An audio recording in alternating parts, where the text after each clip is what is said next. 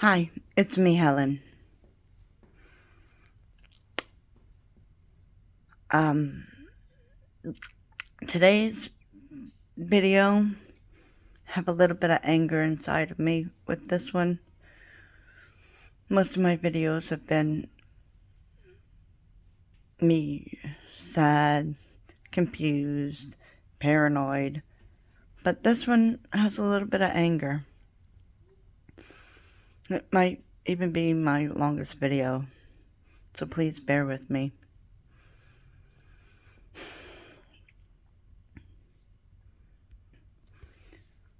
A few things came to light last night and today. So this is going to be story time. More like horror time. Horror for my 17-year-old.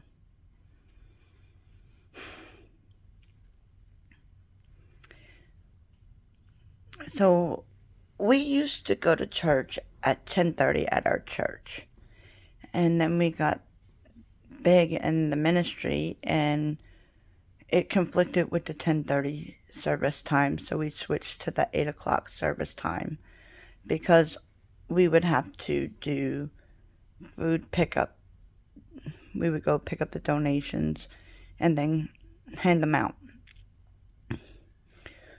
We had a family emergency that hit our family, and it hit our family hard.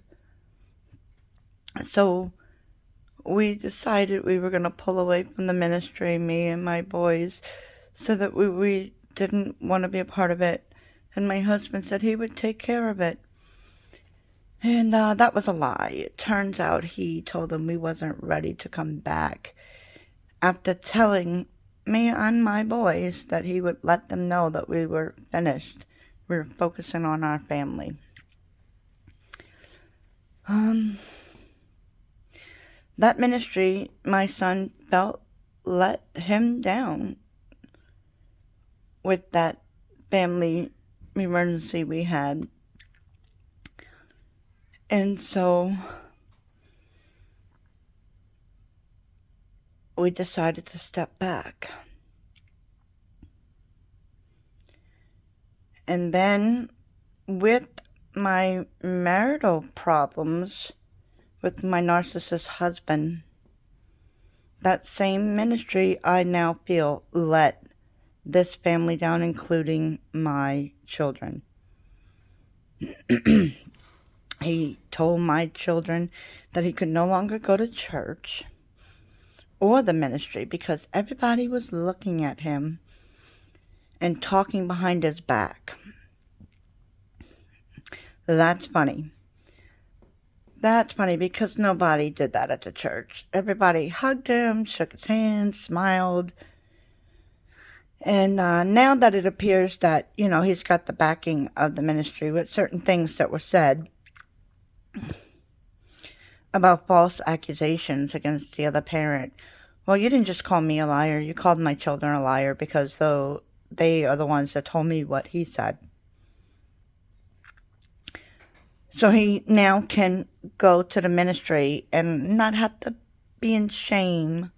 When originally he told the boys that he couldn't go to the ministry because if he said something, they would stab him in the back and tell me. Okay. But when the tragedy hit, we moved back to the 10:30 service from the 8 o'clock service. Without any word, my husband decided he was going to do the food pickup again, which would mean that everybody has to move to the 8 o'clock service again. The problem is that my boys got older and was able to acolyte.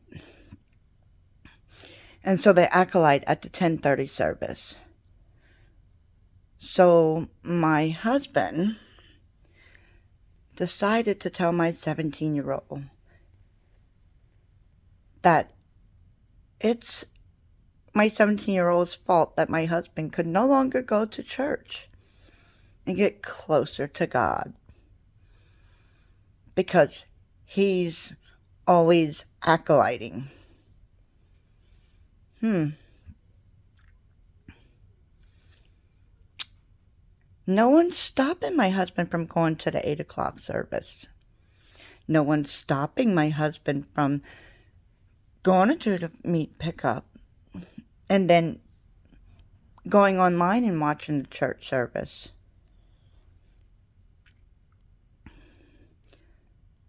But to my husband, our son is preventing him from getting closer to God, and he's not able to go to church because of my son. That's really low. That's as low as you're probably going to get. Blaming somebody else for your choices.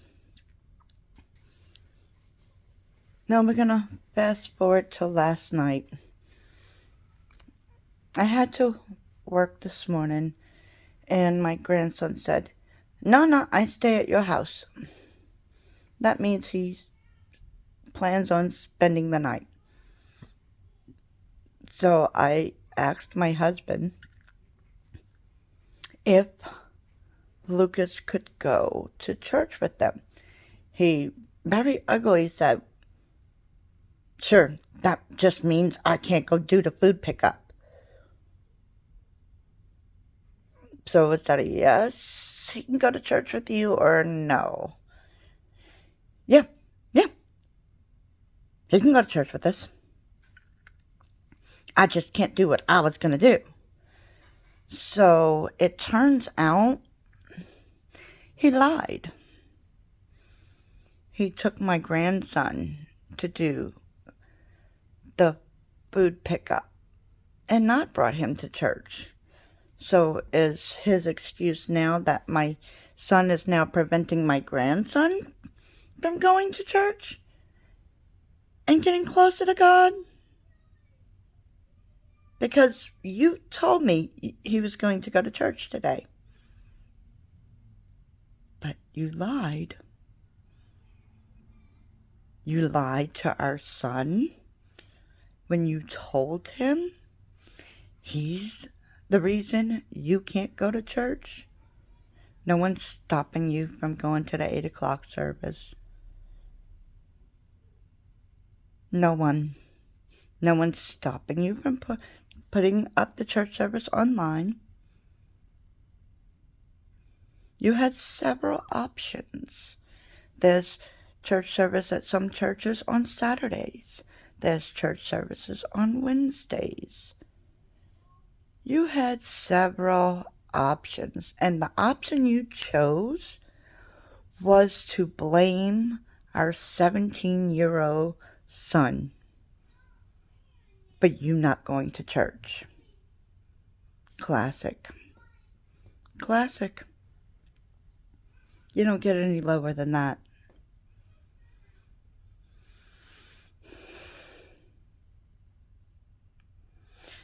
Not that none of that's bad enough. I'd like to talk about another situation involving my 17-year-old. My 17-year-old is type 1 diabetic. He's been diabetic for quite a while. And he does really well. But it was a possibility he was going to be selected for the human trials. Great news. This could heal him. This is big news for all type 1 diabetics. And for over a year, my husband had the email and the contact, and I was not allowed to have it. So, I just got the email to the place maybe 2 weeks ago, a week ago, something like that, a week ago. Oh, this week, yes, because today's Sunday. And, so I just got the email. He's been telling my son that your mother should be emailing them. How was I going to do that if you wouldn't give me the information? So my son and I had an interview set up virtually. I already did a video about that one, how he took over. But we let him know I needed all the information so that we can hand it over to them. And he said no, he was going to give it to him. So he took over the interview. Okay. And it turns out that my son is a good candidate, so really excited about that. Last night I asked if he had gotten the records over to them, and he caught an attitude with me and said, they're getting the records. We're waiting on them. And I said, okay, well, I need to know as far in advance so I could take off of work so me and my son can go where we need to for the first injection. Sorry about that. My grandson ran in here, so I had to pause. So I say to my husband, I need to know as far in advance as possible so that I could take off work to go with my son. And he said, yeah, sure, whatever you want, man. And I said, it's not what I want, it's what my son wants. He wants me to go with him. And he says, whatever. Okay, whatever. And so I walk away and I go sit in the garage for a little bit. And I was on the phone with a different one of my sons. A son of mine that, makes me very proud. He's serving our country. Very proud of him. And my husband comes out and he actually said, you should be emailing them instead of making me do it all. What? Making you do it? You wouldn't give me the information for over a year. And then when I had the interview set up, you took over and still wouldn't give me the information. But with all that aside, making you? This could cure our son. Sorry I had to pause again. My grandbaby, he's precious. I love him. He's almost 4. He's going to be 4 in 6 days. But you know how 4-year-olds are. They need your attention all the time. So right now he is playing with his uncles. So back to the horror story. Making you do this for our son? This could cure him. It could potentially cure him.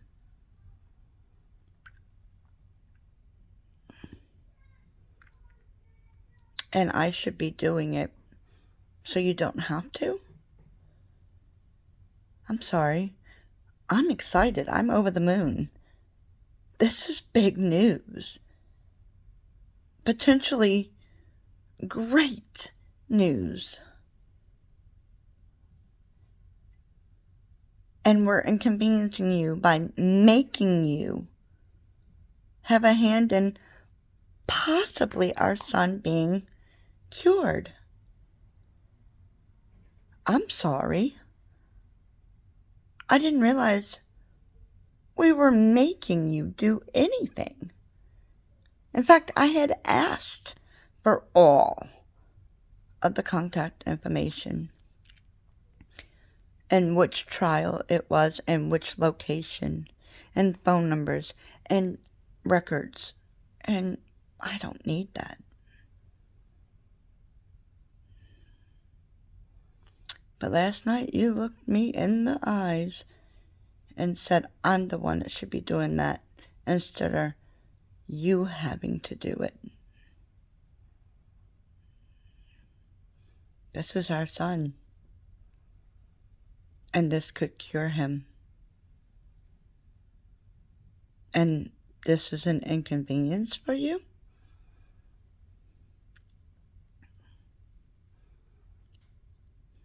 Wow. Wow, real stand-up guy you are.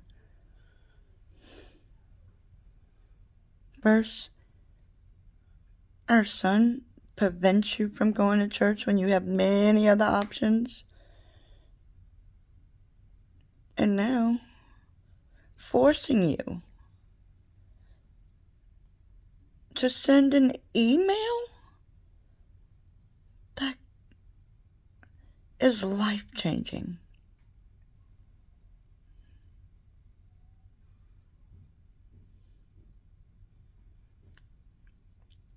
I'm glad your image outside to the world is you're this wonderful person.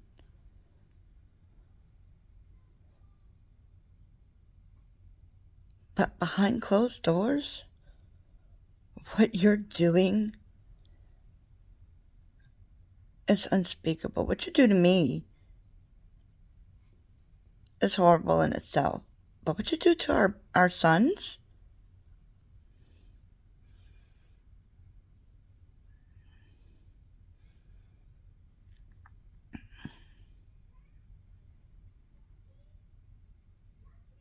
Unspeakable. Unspeakable. Anyway, keep moving forward. You are special. You are worthy. And somebody does love you. Until next time. Bye.